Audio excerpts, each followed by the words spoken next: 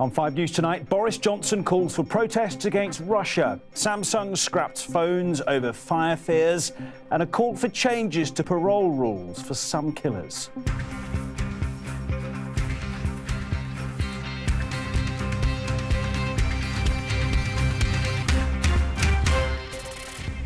The Foreign Secretary has accused Russia of war crimes over its bombing campaign in Syria. Samsung stopped making its new Galaxy smartphone and warns people not to use them because they may catch fire. The mother of a woman murdered 28 years ago calls for killers to be refused parole if they don't say where the body is. Also tonight, we'll be discussing why so many children are still obese, as a new report shows too many are starting secondary school overweight. Sir Roderick Stewart for services to music and to charity. Tonight's the night. Rod Stewart gets a knighthood and thanks his fans. The British public gave this to me. This was the British public, so I thank them very much. Welcome to 5 News Tonight. I'm Julian Drucker. The Foreign Secretary Boris Johnson has called for demonstrations outside the Russian embassy in London in protest at its bombing of the Syrian city of Aleppo. Speaking to the Commons this afternoon during an emergency debate on the worsening crisis there, he blamed Russia for its role in the relentless atrocities against civilians, saying if the attacks continued, it risked becoming a pariah state. Our political editor Andy Bell was at Westminster to watch the debate. And just a warning, his report begins with images of children that you may find distressing. Another victim of a bombing raid in eastern Aleppo, a place where the Syrian government, backed by Russia, has been trying to drive out rebels they call terrorists. Today, in a special debate in Parliament, the Foreign Secretary said those responsible were committing war crimes. Hospitals have been targeted with such frequency and precision that it is difficult to avoid the conclusion that this must be deliberate policy. The House will know that intentionally attacking a hospital amounts to a war crime. Those who caused this destruction in Aleppo could be taken to the International Criminal Court, the Foreign Secretary said. And he also called for demonstrations outside the Russian embassy in London. 5 News contacted one resident of Aleppo for his reaction. We're losing our friends, our family members, our beloved ones on a daily basis. What more than that how far can reach more than that to be called emergency? The British are also saying the Russians destroyed this aid convoy last month, effectively shattering diplomacy. The man who brought about today's emergency debate said it was now time to end the deadly standoff. We have a choice. We can turn away from the misery and suffering of children and humanity in Aleppo. We can once again, on our watch, appease today's international lawbreaker, Russia, and continue to find eloquent excuses for inaction. Or we can be seen to take a lead. But for now, it is almost impossible to see what that lead could be, what could bring about an end to this suffering. Parliament has marked Syria's agony today, but it has not produced any solutions. Andy Bell, 5 News. Samsung has permanently stopped production of its Galaxy Note 7 smartphone because they kept catching fire. Last month, the company recalled millions of devices after complaints of exploding batteries, and as we told you last night, even the replacements were faulty. Well, now owners are being told to turn off their phones. Simon Vigar reports on a PR disaster for a global phone giant. Too hot to handle. This footage apparently shows a Samsung Galaxy Note 7 on fire in South Korea. We expect a great deal from our mobile phones. What we do not expect is this. They're not available in Europe yet, but it's not gone down very well in the United States. It was electronic smokes. It was that brown, green, gray, real ugly stuff, but it was pretty thick coming out of the device. It burnt like you were getting burned from like hot metal or something. Look over and my phone's in flames, you know, it's just spewing smoke. The crisis engulfing Samsung has now forced it to permanently stop production, sales and exchanges of the Galaxy Note 7. At lunchtime, it was still on display at its flagship store in the UK. Price tag for pre-orders, £699. Customers weren't too keen, though. It's nice to hold, nice to feel just done that, but I don't know if I fancy exploding in my pocket. No, I wouldn't take it. I wouldn't take it. I don't want to have a problem in the plane or... The new Note 7 is exploding. This may not be a Note 7, but obviously I'm worried. People lose confidence in the company. They'll switch to like the Google Pixel, I think, which has just come out. Introducing the all-new Samsung Galaxy Note 7. Official advice to owners is to not even turn it on. The South Korean company tried to get the jump on the iPhone 7, but it's backfired big time.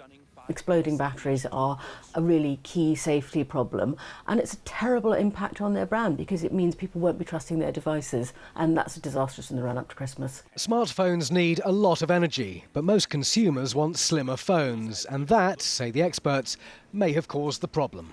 They want the phones to be very sleek, very thin, and of course consequentially the batteries will be thinner, and that comes at the expense of the mechanical properties of the batteries. After its denials and then reassurances, this is a humiliating climb down for Samsung, and the reputational damage may take years to repair. Simon Viger, 5 News. That's fine. I'm joined now by branding expert Rita Clifton. This is disastrous for Samsung, isn't it? It's really bad stuff. I mean, this is one of the world's top 10 brands. It's also working in a hyper-competitive market with competitors, clicking at its heels all the time. And you can't say they've handled this crisis particularly well, I'm afraid. There are certain things you need to do in these situations, and I'm afraid that they score a bit of a could do better on most of those things. And did they just rush it out, do you think? They're wanting to compete with the new iPhone. They brought it forward, didn't they, by a month? I mean, is that what's happened, do you think? Well, certainly there are pressures to get products out really quickly. I mean, Samsung's reputation is based on innovation, great technology you can trust, and that's obviously a big challenge in its own right. But of course, when you've got competitors who are about to launch something, you've got Google who's going to launch something, you've got a new brand in Huawei that's really chasing the others. So a lot of pressure, a lot of business pressure, and you can absolutely see how that's showing up in some of their behaviour over the last few weeks. Well, how do you think they've done this? So how do you think they've managed so far dealing with such a disaster? Well, obviously it's an incredibly difficult situation, but there are 3 main things you need to do in these sort of situations. First, you've got to make sure you acknowledge the problem. It usually helps to get someone out there, a spokesperson, a human face to do that. You've got to acknowledge the problem and own it. Secondly, you've got to go way beyond what you think is just legally necessary or useful. And the third thing is you've really got to communicate well. And of course, on all of those 3, there have been some challenges, and particularly on the communication front. They've tended at the moment to stand behind corporate statements or company spokespeople and so on. In these situations where you've got a strong brand and a very large screw-up, you need to get someone in front of the cameras reassuring people, and particularly because that level of trust is one of the things that's made Samsung the strong brand that it is. And you want to feel that human trust.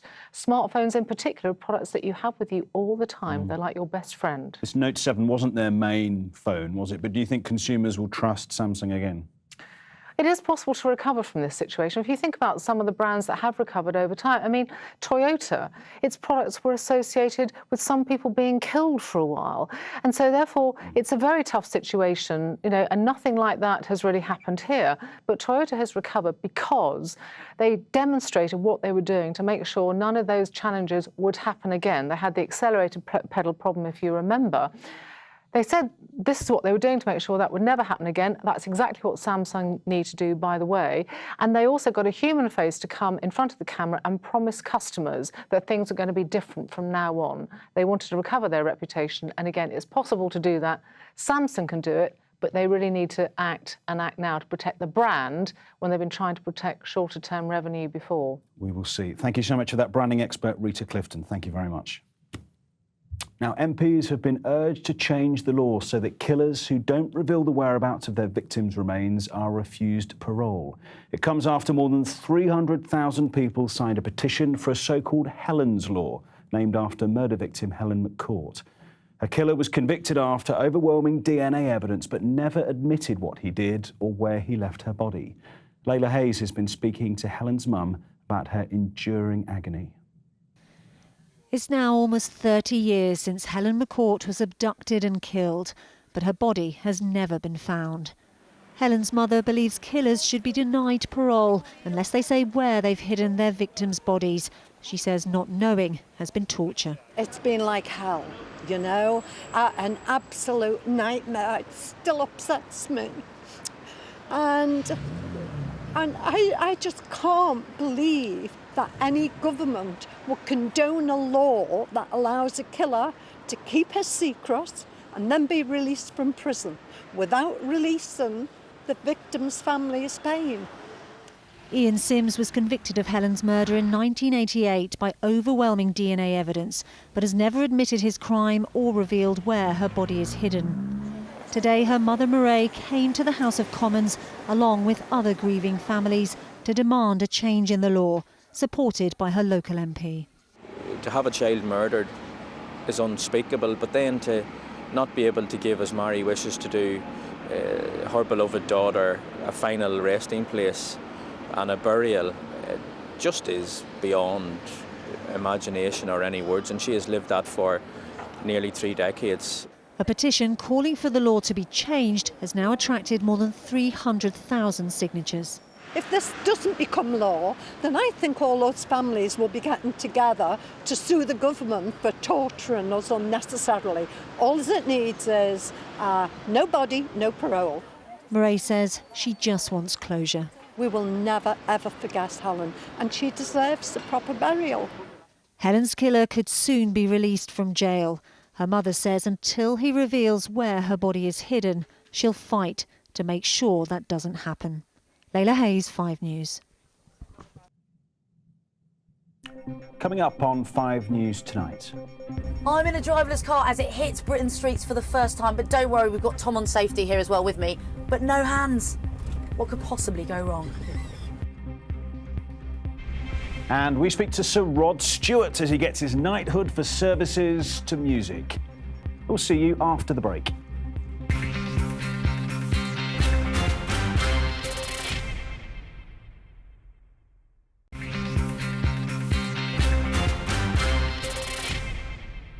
Welcome back. You're watching 5 News Tonight. A number of police forces have issued warnings about a so-called craze which sees people dressed as clowns intimidating members of the public. A warning that we're about to show you footage of some of the incidents which you might find distressing. Videos like these have appeared on social media in recent days, and several police forces have reported high numbers of calls from people who say they've seen clowns acting in a scary manner. The craze is thought to have started in America, but police here are warning the pranksters they could be arrested. No offence to be dressed as a clown. However, the difference of this is that the people are causing distress to others, so therefore it could be under the Public Order Act, which is an arrestable offence. I'm joined now by criminologist Simon Harding. This is so bizarre, isn't it, when you first hear about it, but it's so frightening for people on the receiving end of it. What is it all about? Where has this come from? Well, it is frightening, I think, Julian. This is copycatting from social media-driven websites in America. It's become a prank, if you like, for people to dress up as clowns, scary clowns, jump out on people. And it's become frightening for many people who are involved. But what I would say is there are always some people who are prepared to take it that bit further and take it too far. And if you're chasing somebody with a club, a hammer, or a knife, whether it's real or fake, and you put that person into alarm, distress, or fear, then you're crossing the line. You're moving into antisocial behaviour. And that can be an arrestable offence. So people can be prosecuted for doing this? They can be indeed. If they're calling schools to threaten young children, or they are waiting in car parks to frighten single women, those types of things are frightening, whether they are somebody in a mask and a costume or not. That can be illegal. We just saw a picture, didn't we, somewhere in London, someone with a chainsaw, whether I assume it wasn't on, but just the chainsaw itself, the clown makeup is immaterial, isn't it? Just having a chainsaw and going into a public place could lead to prosecution. Indeed, of course it can. What people have to realise is these are just people in costume. They are doing this because they are being filmed by their friends. Those films are then uploaded onto social media. All the footage we saw earlier and the footage that is online at the moment, these are all staged events. There is a big marketing ploy at the moment in America around a release next year of a new Stephen King movie. There's some. So this is where it started from, you think? There's elements of that, elements of marketing. We've had art students who have performed some of these things, and then they get filmed, they get put up on social media. And this becomes a craze on social media that whips up anxiety and is there to try and get people involved in it. And really, that's what's happened. And the fear is with Halloween in just a couple of weeks, this is going to intensify, isn't it, I guess? I wouldn't be surprised if it intensified, and then it will fade away, as these things always do.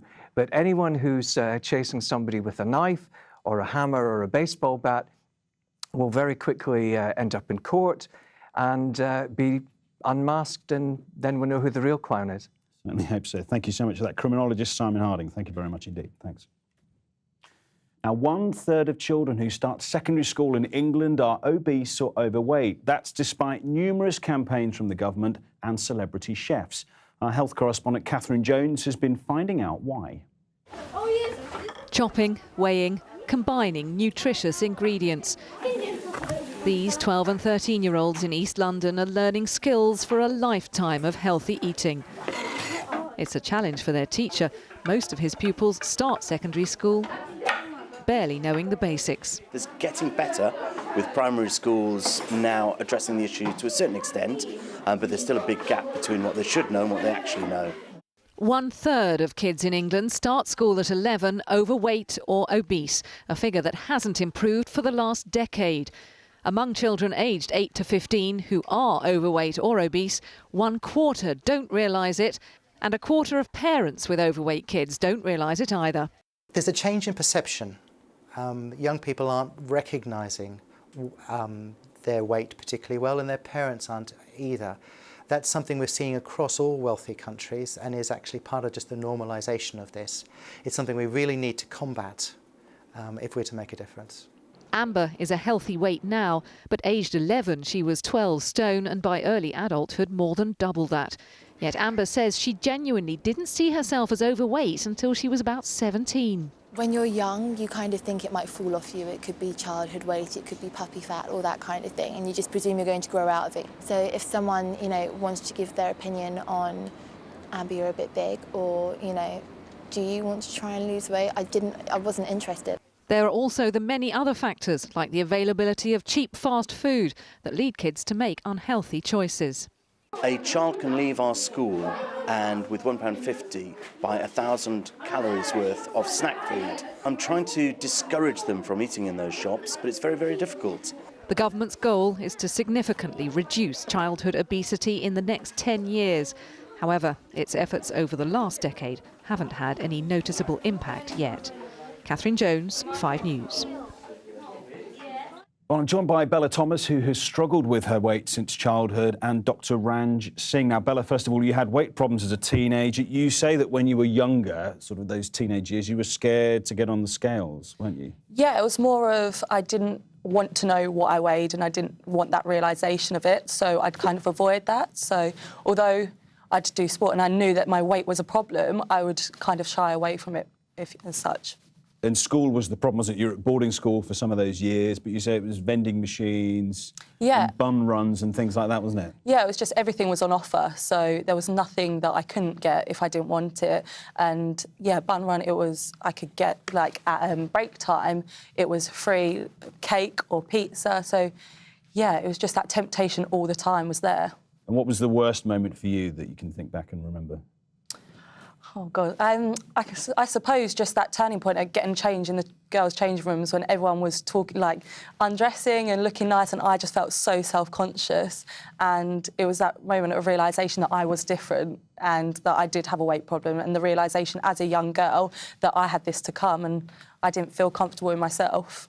Dr. Ranj, this is a growing problem, isn't it? You must hear lots of this. Obesity is nothing new, but it's an increasingly difficult problem. And I think the shocking part of it is that 1 in 5 children going into school, so primary school, are overweight or obese, technically, but 1 in 3 of them going into secondary school then are overweight or obese. So something is happening in between where more and more people are starting to fall into that overweight and obese category. Now, why is that? Well, it could be around food-related behaviour and how we think about it. It's about the availability of the kinds of foods that you get. It's about marketing as well. The food industry needs to take responsibility too, because it's not just about what ingredients are in our food in terms of things like sugar and fat content, but it's also about the strategies and tactics being used to get people to buy them. And I think it's not one answer to this problem. Lots of people are going to have a look at it. I thought schools had clamped down on vending machines and that kind of thing. Well, increasingly so, and more people are realising, but there's 2 sets of responsibilities here. There's the individual responsibility, which is how we behave around food, what we eat and being careful around that,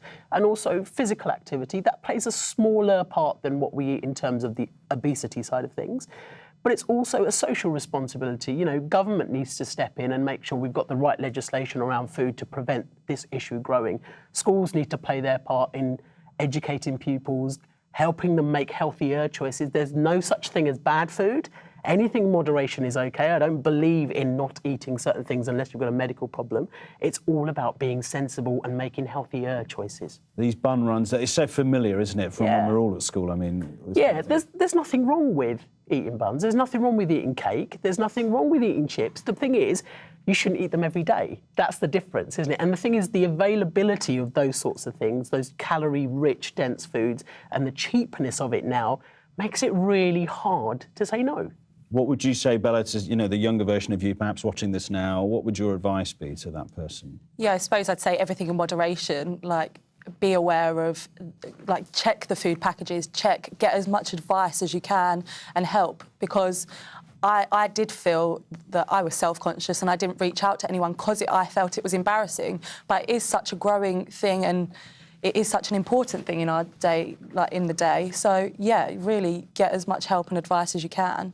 And just briefly, Dr. Rands, what would your advice be to someone in that situation? To everybody, I would say, if you've got kids or if you look after young people, get them involved in understanding what food is and why it's important, get them involved in preparation, be careful about portion sizes, look at what's going into your food as to whether you can make a healthier choice, and get out there and get active.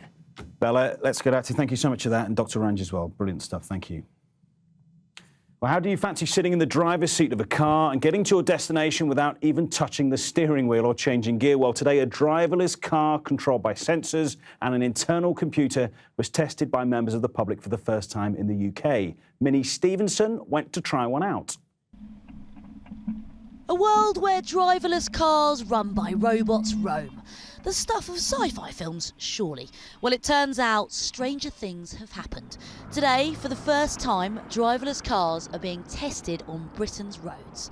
The good news is the 2-seater is only going 15 miles per hour. The bad news is I've offered myself up as a human guinea pig and I'm going in. Let's go. All right. Let's do it. We're just going down the hill here. Now, this is one of the first times a driverless car has hit Britain's streets. So naturally, I'm a little bit nervous, but it's fine because we've got Tom on safety here, but no hands. What could possibly go wrong? Ah! That was a bit jumpy. When the robots are in a bad mood, though, you never know what's going to happen, right? So you might ask, how does it actually work? Well, thankfully, we've drafted in academics at Oxford University who've been developing the technology for the last 18 months. My mind's slightly blown. How does it exactly work? Because there's not a human being in it. Right. So, in the back of the vehicle, there's a computer. And that computer is running the software that makes the thing autonomous. Connected to that computer are some types of sensors. So we can see a camera here, there are 3 lenses, and there's a laser here. And these sensors are used to peer out at the world and solve where am I, what's around me, and what should I do? Of course, Britain is not the first place to show off the future. Just last month, cab company Uber launched their first driverless car service in the States. But with the UK government investing £20 million in the technology, it's thought driverless cars could be on the market here in a decade's time. So could you see yourself in one? Take a good look. That is a driverless car. What do you think? Pretty impressive. Yeah? Wouldn't know it's coming up behind you though. Can you see yourself in that car? Yeah. Can you? Yeah. Would you feel safe? Not really, no. 15 miles an hour. Is that it? You could be a boy. I'm afraid that's it. You could be a boy racer, Yeah. medium, slow racer, but. Yeah. It's not very good on the roads though, is it? It's just going 50 miles per hour. Would you be a bit nervous to get into a car without a driver, though? Yes. Well, yes, it would be a bit dodgy to start with. It seems driverless cars are no longer a futuristic fantasy. They could be coming to a street near you. Minnie Stevenson, 5 News. He's been rock royalty for decades, and today Rod Stewart made it official when he received his knighthood from Buckingham Palace. Prince William awarded him the honour for his services to music and charity. Jessica Omery went to meet him, and he told her he's got no intention of slowing down. After 6 decades of bringing music to our ears, Rod Stewart, Sir Rod Stewart, is getting a knighthood. Sir Roderick Stewart for services to music and to charity. So handbags and glad rags at the ready. With his wife Penny and boys Alistair and Aidan at his side, he's ready to celebrate. Tremendous. I think I wish my mum and dad could have been here to see this wonderful event, but I'm sure they're looking down. It looks great, you're wearing it. Are you going to ever take it off? No, because look at the colours go so nicely. Ever seen a blind man cross the road, trying to reach the other side? His gravelly voice has helped sell more than 100 million records. From this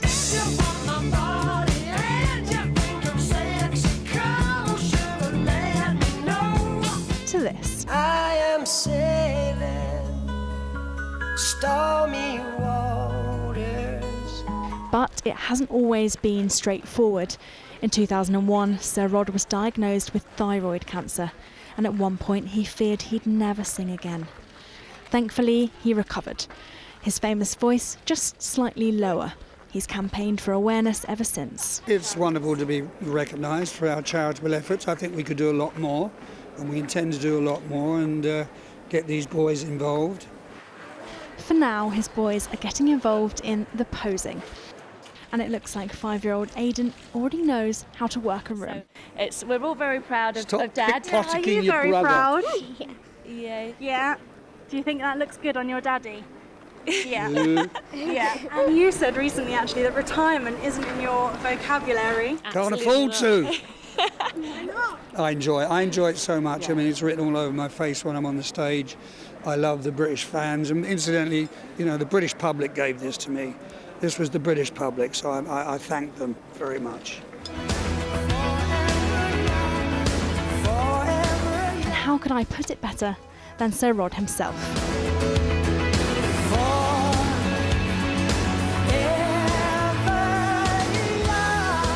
Jessica Omery, 5 News.